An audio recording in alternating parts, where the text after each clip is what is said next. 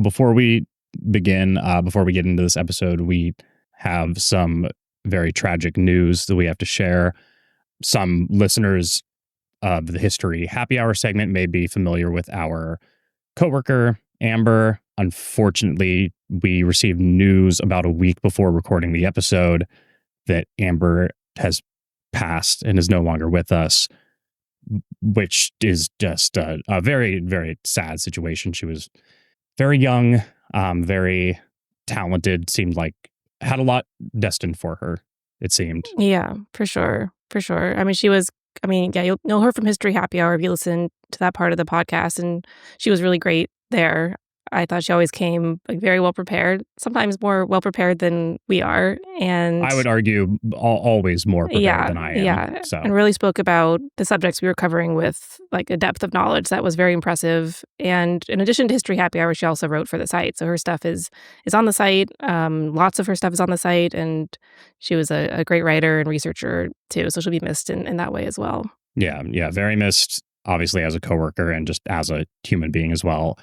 Our hearts and thoughts go out to her family and friends, of course, as well.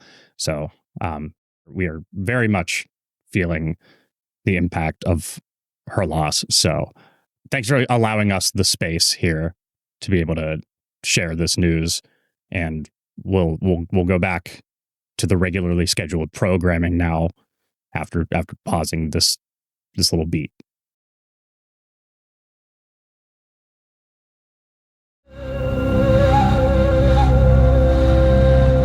On October 29th, 1628, the Dutch East India Company launched the Batavia, a state-of-the-art merchant ship unlike anything the world had ever seen before. The ship was laden with silver coins and carried somewhere between 320 and 340 passengers bound for the city of Batavia in present-day Indonesia, which is both the ship's namesake and the administrative and commercial hub of the Dutch East Indies. The city of Batavia had been generating significant wealth for the Dutch, thanks to the spice trade as well as other commodities like coffee, tea, and sugar. The ship Batavia was meant to travel to the city to obtain spices and bring them back to the Netherlands, but fortunately it never completed its maiden voyage. During the journey, violent storms caused the Batavia to separate from the rest of its fleet, and suddenly it was forced across the Indian Ocean alone. Then, on June 4th, 1629, the Batavia struck Morning Reef in the Houtman-Abrolhos archipelago, off the western coast of Australia. Roughly 300 survivors managed to reach the nearby islands, but they now found themselves in a barren landscape with limited resources. Recognizing the dire nature of the situation, the ship's commander Francisco Pelsart took a longboat with 48 men, including the skipper Arian Jacobs, on a 1,864-mile journey to Batavia to seek rescue. In his absence, Pelsart left a senior official from the Dutch East India Company, Jeronimus Cornelisz, in charge. Unbeknownst to Pelsart, however, Cornelisz had been planning a mutiny for months, and he now had the perfect opportunity to act on his plans. Cornelisz quickly dispatched a group of soldiers under the command of Wiebe Hayes to search for fresh water on nearby islands. However, it was only a ruse, and his actual intention was to abandon the men and leave them to certain doom. With any potential opposition then removed, Cornelisz and his followers began to execute one of the bloodiest mutinies in history. Over the next several weeks, they murdered nearly 125 members of the crew, including men, women, and children, with the goal of reducing the group's numbers enough to conserve resources and eliminate any threats to Cornelisz's authority. Many of the women he kept as sex slaves, including one named Lucretia Jans, who he reserved for himself. What Cornelisz did not know, however, was that Hayes and his men had actually managed to find fresh water and food sources on the island to which they'd been sent. And when they learned of Cornelisz's atrocities, they waged several battles against him and his mutineers, the last and bloodiest of which took place in October 1629. The same month, Pelsart returned with the rescue ship Sardam. Pelsart arrived to find the two factions at war, the remainder of the crew split between the mutineers and Hayes loyalists. He conducted swift trials, leading to the execution of Cornelisz and 6 of his accomplices. As further punishment, both of Cornelisz's hands were cut off before he was hanged. 2 lesser offenders, meanwhile, were marooned on the Australian mainland, making them the first Europeans to reside there, though their fates remain unknown to this day. In the end, only 122 of the Batavia's original passengers and crew made it to port. The other 200 were victims in one way or another. of one of the most harrowing shipwrecks and disturbing mutinies in recorded history. You're listening to History Uncovered, where we explore the uncharted corners of the natural world and the world past. I'm All That's Interesting staff writer Austin Harvey. And I'm All That's Interesting staff writer Kalina Fraga. And today we're exploring the story of the Batavia from the start of its maiden voyage to one of the bloodiest mutinies in history. So as we were just talking about it before this audio of the podcast would be listened to, but to provide some context for listeners, there was once a city called Batavia. It was part of the Dutch occupation of the East Indies. It's modern day Jakarta. There was also a ship named after the city of Batavia. So that's this ship was named after that city. The city was there for a decade prior. But the journey of the Batavia is very interesting. I should also point out that this was another listener suggestion from Brett Stanton, an Australian listener. Thank you for submitting this one, Brett. It was very interesting to dive into. I really enjoyed the research aspect of this one. But I'll just start from the beginning of the Batavia's journey. It began construction in the spring of 1626 in Amsterdam for the Dutch East India Company, which is the shorthand for that is VOC. If you hear me say VOC later on, that's why. Interesting note that it was built using oak from the Baltic region, and it had this really interesting design. It was a double planked hull, so it was specifically designed for longer voyages and to deter shipworms. Huh. I don't know what shipworms are. Yeah, didn't know that was a problem people had. Little gap in my knowledge. Shipworms are mollusks that latch onto ships, and they live in salt water, and they're very gross looking. I really hate the picture that I'm looking at right now. So yeah, the ship, whatever the design style was, it was meant to avoid shipworms. Very cool. They finished construction 2 years later, June 1628. They named the Batavia after the VOC's Asian headquarters in what is now Jakarta. In October 1628, it left on its maiden voyage. It set sail from Texel in the Netherlands and was meant to go to the East Indies. I kept seeing two numbers thrown about for the number of crew and passengers. A lot of sources said 341 people. Some of them said 322. I don't know if the 341 is total, and maybe 322 doesn't include the crew. The crew, but there was no real clarification on that. So we'll say roughly, around 340 people were on it. They also left with particular orders to follow what is called the Brouwer route, which was basically the route that every ship of the Dutch East India Company was meant to go on. It involved basically going on a course to be directly south of Batavia. The issue was, because of the time that this happened, they didn't really have a way to measure longitude. And if you turned too late, you could risk crashing into the Australian coast, which is pretty much exactly what happened. Kind of. The Batavia it set sail. It was under the command of a senior merchant named Francisco Pelsart, with Arian Jacobs serving as his skipper. Little fun fact about these guys, they kind of knew each other already, but not super well.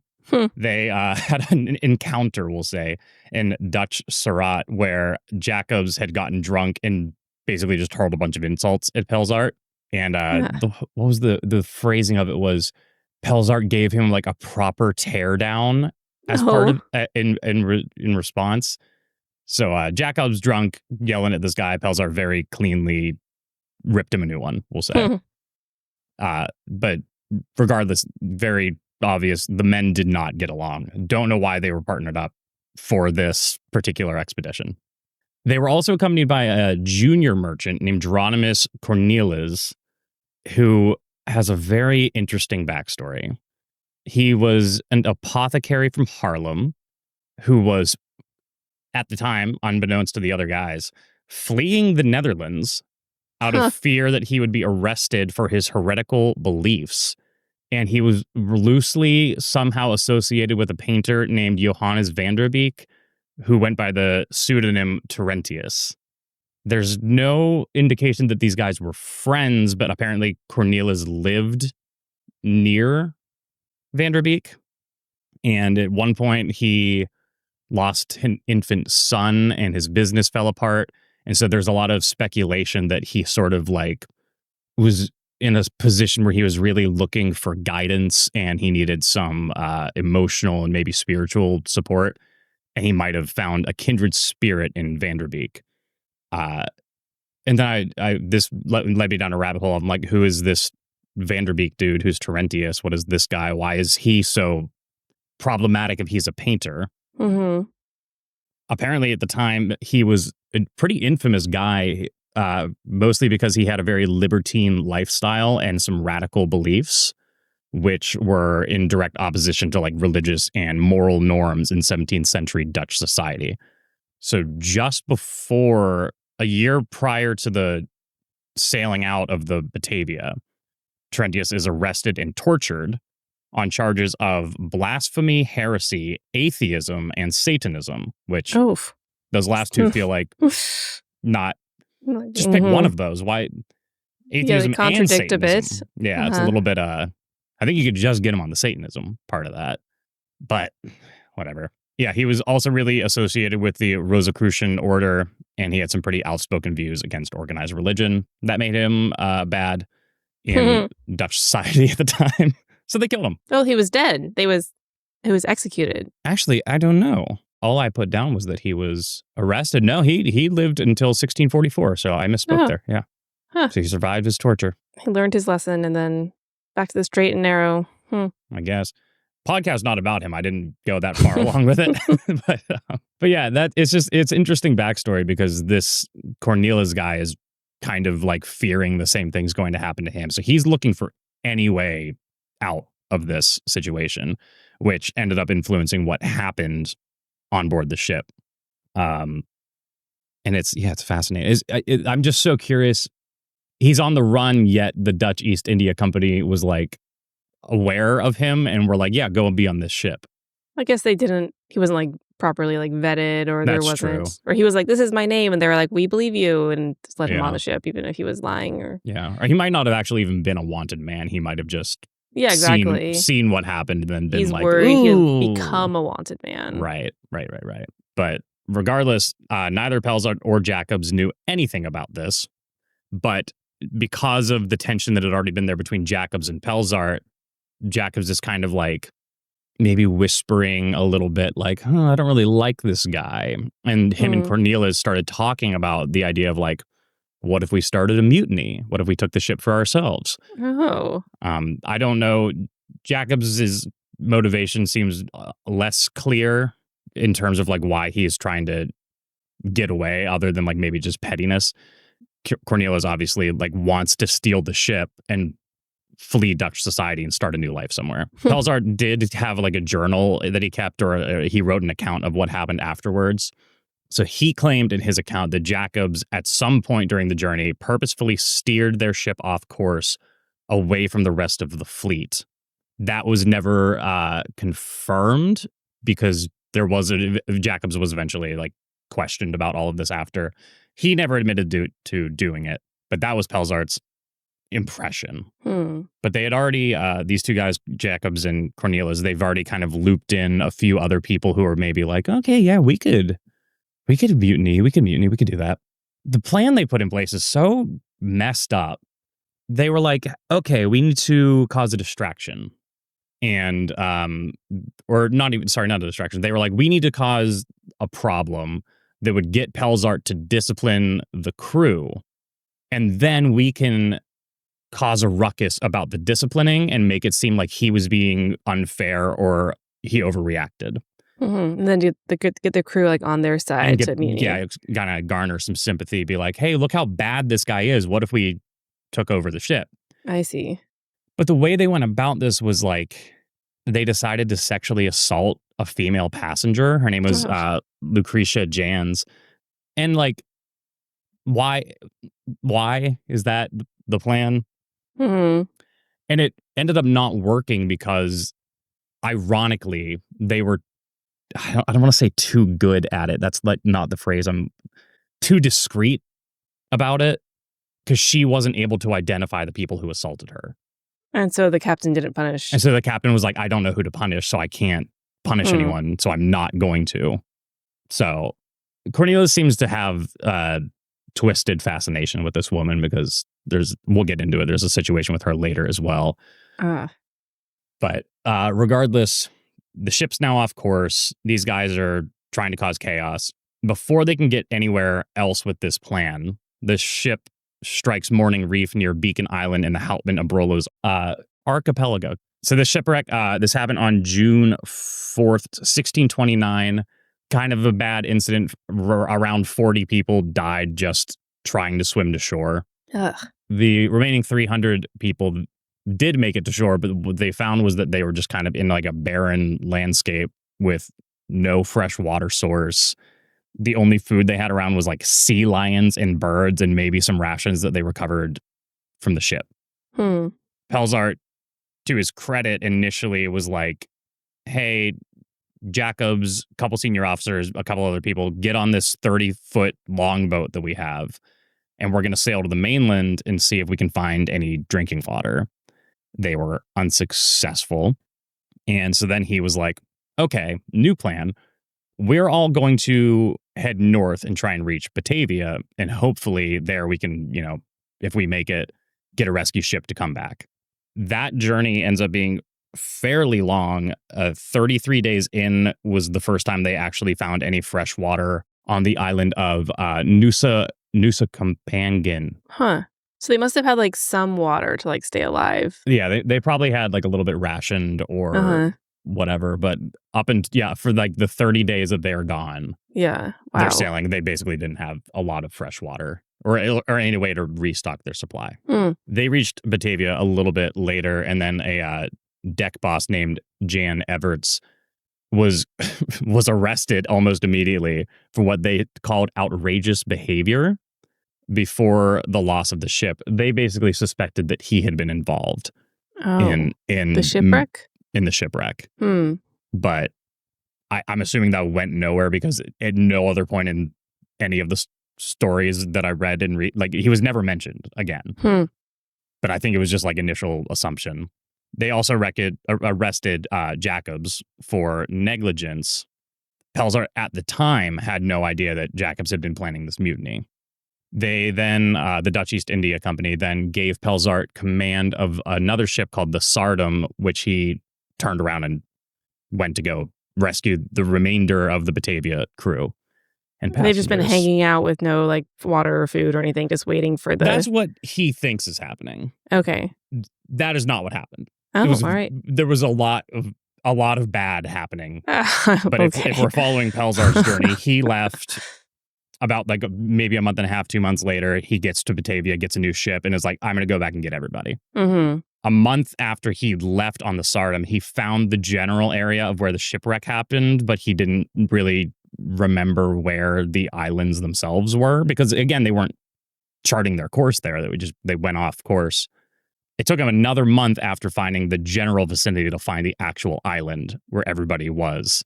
So he's gone for a total of like 3 months. It's a long time. Long time. And he's thinking like, oh my God, got to get back there. These people, they're stranded. They're probably struggling to survive. Had no idea what he was about to walk into. What actually happened was that Cornelius was like, perfect. I can do my mutiny still. And it ended up being one of the bloodiest mutinies in history. And it feels really unnecessary when we get into the details of it. Because he was such a senior officer in the Dutch East India Company, they basically like defaulted to letting him be in command of all of the survivors. And he was privately planning that any ship that came by to rescue them, he was going to hijack, flee, and find safe haven somewhere else. And he had this very ridiculous plan where he's going to use gold and silver from the wreck that he recovered to basically start a new kingdom. He had very grand ambitions. Wow. I was like kind of sympathetic towards him at first because like, oh, this guy's fleeing persecution. Like, good for him. He's starting out. And now it's like, oh, this guy's actually like nuts. Oh, he's a kind real of evil. It sounds he's like. a real bad actor. You feel bad for him until or you maybe not bad, but sympathetic towards his plight until the like, let's sexually assault this woman, right, to cause a scene. Yeah, that was an indication, of his character. Yeah, and then I think you'll lose any sympathy for him as we go along here. The first thing he realizes, like, okay, if I'm going to put this plan into motion, I need to get rid of anybody else who realistically could take control of the situation. So there was like a group of soldiers on board to protect the cargo and whatnot. They were led by a man named Viba Hayes. So Cornelius looked at them and was like, hey, can you guys head over to another island to see if you can find fresh water and food? The island he sent them to is called West Wallaby Island. And the plan was that they would go over there, look for water and food. If they found any, they were going to start a fire and send up smoke signals so that anybody else could follow. But Cornelius is, in his mind, he's like, they're not going to find anything and they're going to die out there. And then that way I don't have to worry about these soldiers. So that's fine. Meanwhile, back at like the main camp, he's also in charge of Cornelius, sorry, to be clear, is in charge of all of the weapon and food supplies, and he's rationing everything out. And he's realizing pretty quickly we do not have enough rations to like last as long as I'm hoping we'll last so that I can get away. With the rescue ships. But it's not even like oh, we don't have enough to last until the ship comes by. It's literally like, we will not have enough food for me to then steal a ship and escape and still have food left over. Oh, I see. So he like very selfishly thinking like, I don't have enough for me. Yeah. For what my plan is. And so he started kind of sowing doubt and distrust among the survivors, you know, going up to people being like, hey, I heard Johannes over there was talking bad about you and maybe you want to go do something about that. And so he never actually got his hands dirty. But his followers in this camp ended up killing at least 110 men, women, and children. Oh, gosh. And then they kept some of the women specifically as sex slaves. Wow. Including the woman that they had already assaulted on the boat. So that then the sympathy very much falls away at that point. Very much, yeah. It's like, oh. Yeah, guy's evil. Yeah, his plan was to reduce their population down to 45 people. Which, mind you, there were around, we'll say like 250. If it's probably more than that. I don't know how many people went with Pelzart when he shipped off to Batavia, but let's say liberally, like maybe 20 people went with him. So now there's like 280 people here still. And he wants it to go down to 45. They've already killed 110. But some of them must have been like loyal to him or like in on his plan. Oh, yeah. We're one of the 45 and we're going to go get riches elsewhere. Yep. Yep. But unbeknownst to him, Hayes and the other soldiers did actually find fresh water and food on West Wallaby Island. Twist. So that was, the big wrench in his plan was like, I sent these guys off to die on a barren island. Turns out they're actually doing pretty good over there. Yeah, they found food. Yeah. Now, Hayes is like unaware of this mutiny that's happening on the other island, though. And so him and his soldiers are just sending up the smoke signals like they were supposed to. And then eventually, a survivor who ran away from Cornelius' group showed up, followed the smoke signals, were like, it is real bad over there. And Hayes was like, oh, they're doing what to who? Yeah.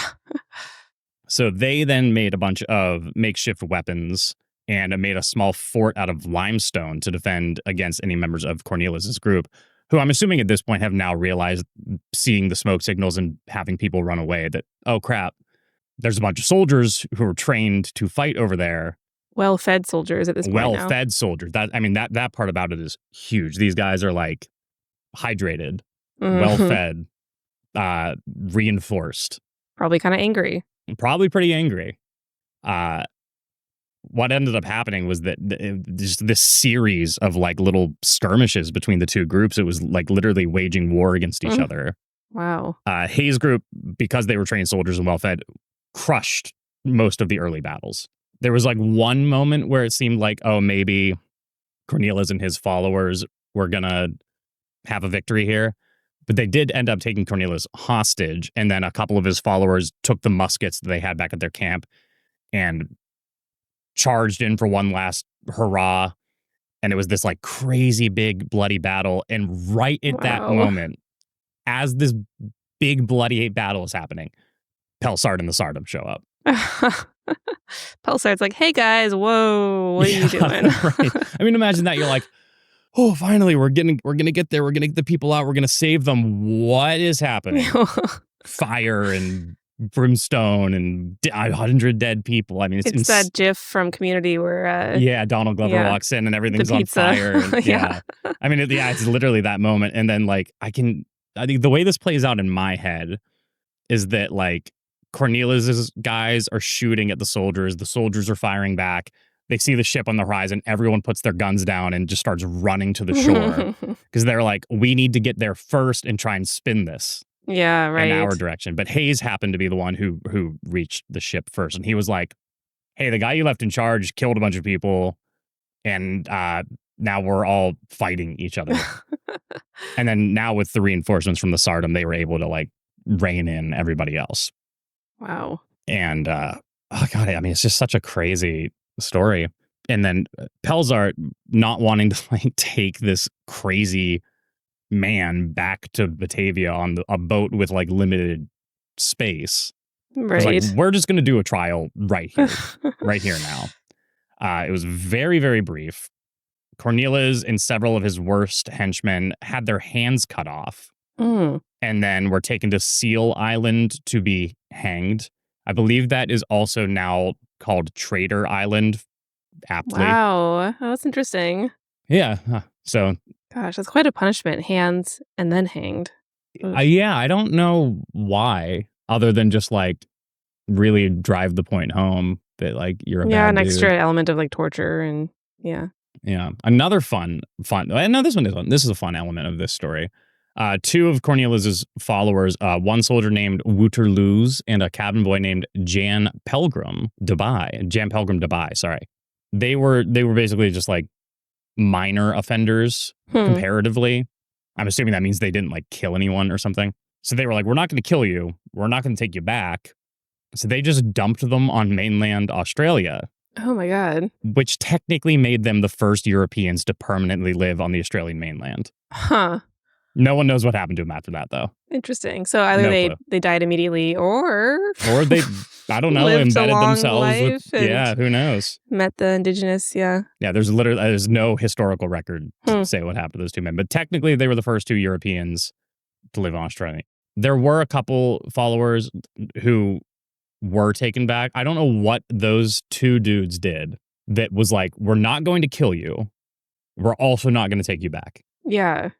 It's like almost worse in some ways because you're being condemned to die, basically. Yeah. It's a slower... But it's like a more long, Right. But then they did take some of the followers back. Uh-huh. So maybe it was like the ones who did all the killing and the sex slave stuff, we're going to hang them. These two guys, maybe they did a little bit of killing or maybe they did a little bruising up of somebody, dump them on there. And then maybe the ones they took back were just people who were like sympathetic to that side, but not active participants in any of the carnage. But they took them back. 5 of those guys were then hanged after trials back in the Dutch East Indies. Jacobs was tortured, but he never confessed to his part in plotting the mutiny. And he managed to escape execution because they couldn't actually prove that he partook in the planning of it. It does feel like he did a lot less than Cornelius did. I think that's what I mean. I think he was just talking about it. Yeah, he just hated the captain. Really hated the commander of the ship. Yeah. So it definitely felt like more of a petty grievance, whereas Cornelius was very much like, I'm going to go start my own kingdom. Yeah. Which it's so funny to me that like they make this big deal out of arresting and torturing that painter for his heretical beliefs because he's like outspoken. He's like, I don't like the church. The guy that actually ended up doing heinous stuff was like totally off the radar initially when he ran away and then ended up just actually being like terrible. It's like, no, you should have arrested that dude.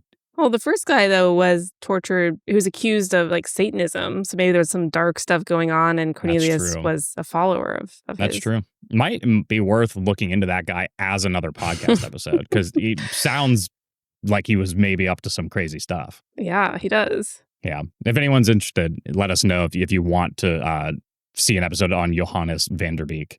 Mhm. No relation to James Van Der Beek of I was just thinking Dawson's that. Creek fame. So back in the Dutch East Indies, the Dutch East India Company, had a board of inquiry look into the situation. They actually ended up finding that Pelzart had exercised a lack of authority, and they found him partly responsible for the situation in the first place, What? which Wow. feels a little unfair. It does feel unfair. Maybe he was a bad captain, though, and just he He, wasn't I mean, able all this stuff was going on, like, under his command, basically. yeah, I mean, a person was sexually assaulted on the ship under his Yeah. command, There and was, he like, a whole didn't. plot unfolding. Right. And then he did leave the guy in charge who was planning all the maybe have a little awareness of what's going on. So I don't know, Mhm. maybe fair enough. They, as punishment for his responsibility here, they seized his financial assets. So he was broke, and then he died within the year of a disease. Wow. So really not a good outcome for him. Mm-mm. The only person in this situation who actually had something good come of this was Viva Hayes, who was basically considered, they were like, you're a hero. Yeah. And they promoted him up to sergeant. And like, presumably he went on and had a good life afterwards, which, like, fair enough. He did a good job. Yeah. He found the food in the island, and then Found he the food on the returned island. and Yeah. Fought off a crazy guy. yeah. So, yeah. As for the, like, what they were transporting and stuff, they recovered 10 of the 12 treasure chests from the Batavia and brought them back on the Sardom. But again, to like kind of reiterate how bleak this is, only 122 people who were on the Batavia originally made it back to the Dutch East Indies. So Not a lot. like 200 people that didn't make it. Yeah. Oof. Yeah.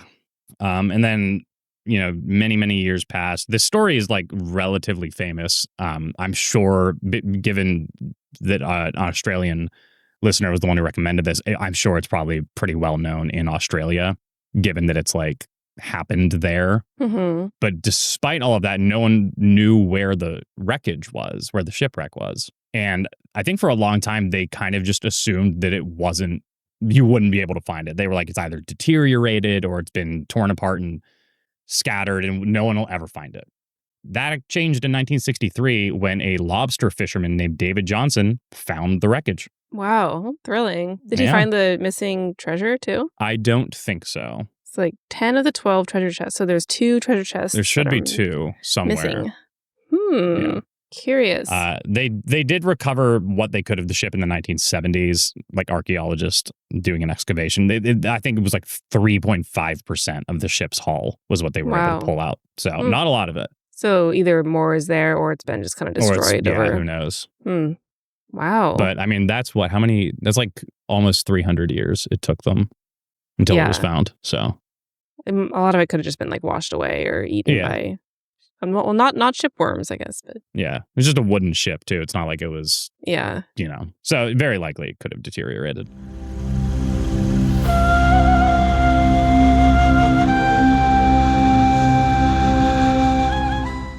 But that's the end of that story. Wow, that's wild. That went all over the place. Shipwrecks, mutinies, stranded people, war. It feels like something you could see in a movie. Absolutely, yeah. Especially even like the drama, like on the ship, these 2 guys who have, you know, a history and like bad blood and everything. Yeah, like a little bit of bitter irony with the captain and the skipper kind of having this very random conflict too. It's not like they were like lifelong enemies. Right, yeah. It's like they just had this bad moment once. Now they were thrown together. And this guy, this kind of loose cannon. Also just thrown onto the ship with them. He had his own thing going on. He really totally did. separate. Yeah. I mean, yeah, you can see like the screenplay writes itself. You have like the opening scene of the movie is the 2 guys in the bar yelling at each other. You do a little flash forward. It's like, okay, so you're going to be in charge of the ship, and here's the guy we're going to put as your second in command. And it's like, oh, this mother from the... I know you. Yeah. I'm surprised it hasn't been made into a movie. That's pretty dramatic. I know. Well, especially too, like, there's just so many bits of irony of like, I'm going to send these guys over to this island where they'll die. It turns out that's where all the food and water is. I need to get back with this rescue ship so I can save everybody. And you roll up right as the bloodiest battle is happening. I mean, it's like it feels like a Something narrative. scripted. Yeah. Yeah.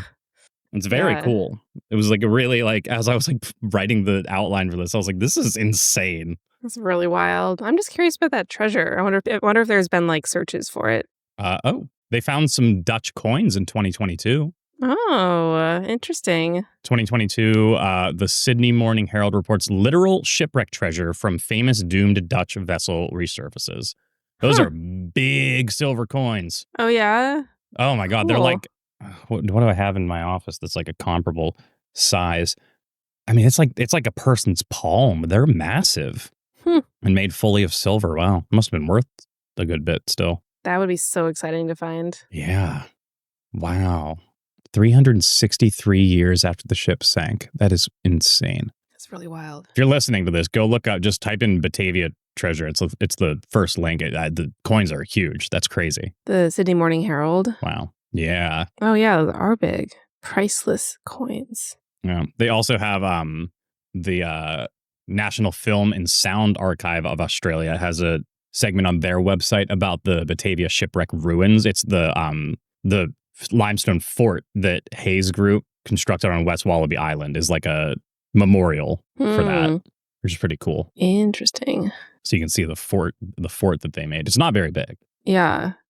That's amazing that's still there. Yeah, it's pretty cool. Neat. It looks like the coins were found by a diver who then stole them. I mean, he didn't report them and then tried to report them later and then got in trouble. Wow. It is a truly wild story.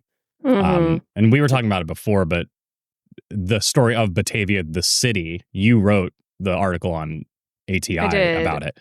Also a pretty crazy situation. It is a pretty there. crazy story. I did write this a couple of years ago, so my memory is not super fresh. I know there was like a huge massacre that happened there in like the 1700s. It was basically a story of like colonialism and the Dutch being like super abusive towards indigenous people. Right. Yeah. In the name of like trying to find, I think, spice and the spice trade was real big. Spice trade. Yeah. That was what the ship was going. It was taking a bunch of coins to the city to buy spice and then take it back to the Dutch. Yeah, that makes sense. Was the idea. Yeah.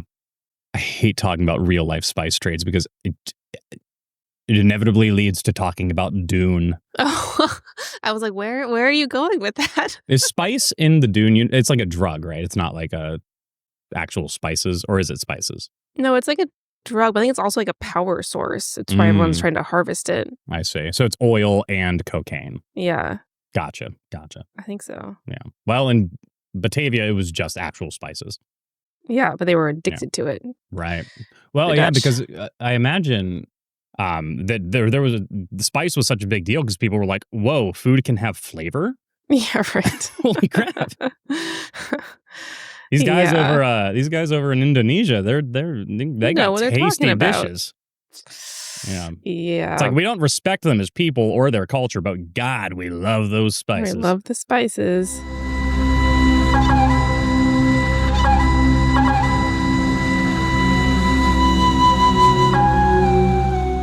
But yeah, like you said at the top of the episode, this wasn't a listener suggestion, which is very cool. We've gotten lots of those recently, which has been really fun. We've been doing them, I think, the last like 4 or 5, which has been neat. Pretty much most of the ones we've done in 2025. Yeah, that's true. And all of these people have either called in or sent an email.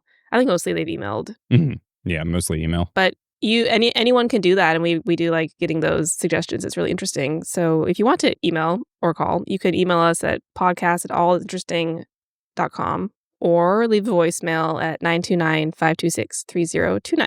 Yeah, you can also read more about this stuff on allthat'sinteresting.com. You can also subscribe to our newsletter there. That way you never miss a story because we are constantly updating the website with new and fascinating and, dare I say, interesting stories. And that you can do that at allthat'sinteresting.com/sign up to sign up for the newsletter, or become a member at allthat'sinteresting.com/membership, where for $5 a month, you can get an ad-free experience on the website, an exclusive dark mode for all you freaks out there who don't like black text on white backgrounds. I got into an argument with friends over this the other day. I sent a screenshot of my phone and someone was like, "Ew, are you using light mode on your phone?" And I I was so angry. But doesn't dark mode save battery too? I think that's why I use dark mode. On an OLED display, yeah, because it's not actually lighting up those black panels. But like, then you're also, I don't know, you're seeing the reflection of your face in the screen all the time. You're seeing the fingerprints. It's bad for your eyes, like in bright environments, to read light text on a dark background. But in the dark, it's actually better for your eyes because less bright Of light. course. So if you become a member and you're reading stuff at night, you can use the dark mode. Nice. Wonderful. Keep it off during the day, though. I'm definitely in dark mode, I think, for most things, just looking at my computer right now. Crazy. Yeah, and we're also, of course, on social media, Instagram, History Uncovered podcast, TikTok, still kicking. Hanging in there. Real History Uncovered. We're on YouTube, I think History Uncovered as well. Yeah. Shorts and full episodes available on YouTube. Yeah, so YouTube, I think, is still the most popular platform for podcasts. Are they the most? Wow, I knew they were like up there. That's I think amazing. so. There are a lot of people who are like, yeah, I'll check out that podcast. Is it on YouTube? Huh. It's like, no, but it's on Spotify, every and other podcast Apple thing. Podcasts, and they're all there. I mean, I use a really weird podcast app. I think it's called Play App Run. It's connected to my Garmin watch for running. But it has all the podcasts. There? We are. See, we're on your Garmin watch app as well. So yeah. We're everywhere. We're everywhere. You can listen to us while you run. Yeah, you could. I listen to podcasts while I run, but I think I'm an outlier. I also Most people don't do that. When I went to a more traditional gym and I would put headphones in, I would also listen to podcasts while I was at the gym. Now I go rock climbing and I don't listen to anything because I don't want to have headphones in and then hurt myself because the headphones were in. Oh, you think you'd be like too if I fall weird or yeah. I see. But yeah, I think our next episode is still... No, it's not. We do know what it is because I just saw it on my assignment sheet. It's a very strange piece of legislation about legalizing hippos in the U.S. Love it. That sounds great. That's one of those ones I'm like, that sounds like it won't be upsetting. Yeah. And although I feel it probably like will be because they're going to be hunting there's hippos. probably a twist that'll make it I think real. that's why they wanted to legalize it, was because they wanted like hippo meat or something. But that's stupid. I think there's a president involved. It's probably Teddy Roosevelt. I would bet good money that it's Teddy Roosevelt. That sounds like a Teddy Roosevelt thing. Yeah, what a man. That's next. TR. So yeah, stick around for that in a couple of weeks. And yeah, thanks for listening. Yeah.